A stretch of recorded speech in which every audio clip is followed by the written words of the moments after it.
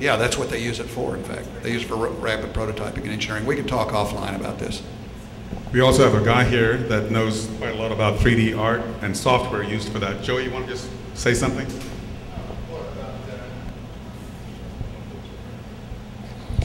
Well, actually, I'm involved in a lot of, and have a broad interest generally applicable to the exploration of recursive and patterned and sacred geometry, and that touches on like alchemical principles, everything.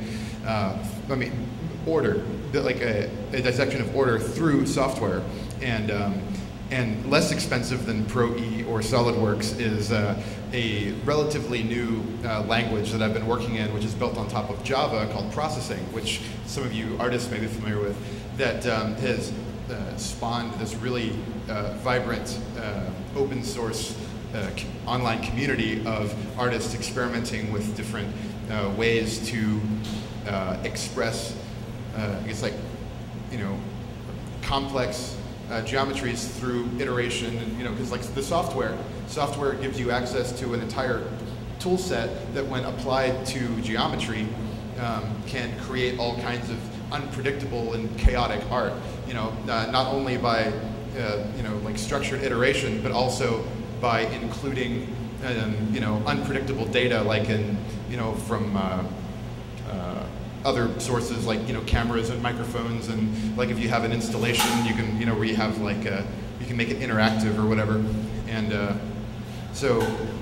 and of course everything in this field seems to be exploding right now, and there seems to be a great wealth of ways to explore these concepts, and a general increased popular consciousness with regard to these kinds of novel, like subjectively perceptible novel order that kind of blows people's minds, because we're just we're ready for, that's what I have to say about that.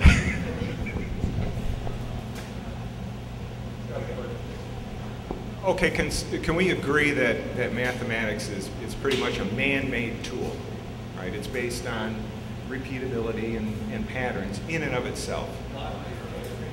Excuse me? Well, let's stick with math for now. Fine, okay? We've embellished the concept. So then when we use math to analyze something like Pollock's work, for instance, are we hopelessly biased in using something that's based on the creation of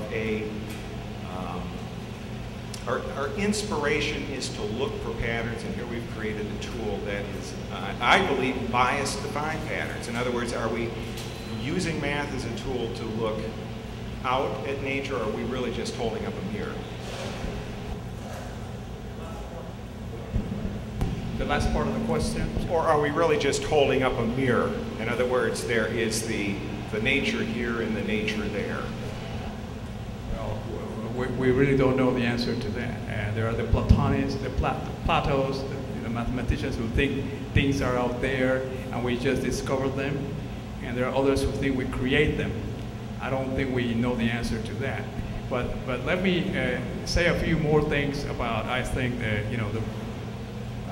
I may be given the impression that I'm a little too much of a down-to-earth person, and I am, but let me tell you that I studied physics, theoretical physics, because it was beautiful, because it was mysterious too. So, I figure this is really philosophical, really deep, mysterious, and beautiful. So I went into that.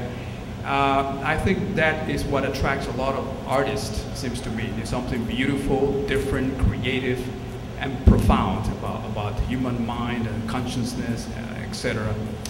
And I have remained like that. And I also, I'm not rich because I decided to do that instead of becoming an engineer that my parents wanted me to become. So I think I share that with a lot of artists too. We're not very rich in general. But with time, I've had to be trained very rigorously, and again, you have to go down to the facts and the very logical constructions. But there are different mysteries. But then there are certain aspects that I think are worth emphasizing more than the differences, you know, and between art and science. And mathematics is definitely a very good example. Mathematics is beautiful. I mean, I'm a theoretical physicist, which is another way of saying an applied mathematician. There's no question about that. So we like theories, we like the mathematics beauty of it, just as I like when I see a nice painting. You know, I like the beauty of the equations, the way everything. So I think the art and arts and music in particular. Music is the closest thing I think to mathematics and physics than just about anything else in the arts, because there is the sense of beauty for sure, but there is also the rigorous training that you have to put together all this, you know, melodies, notes, what have you.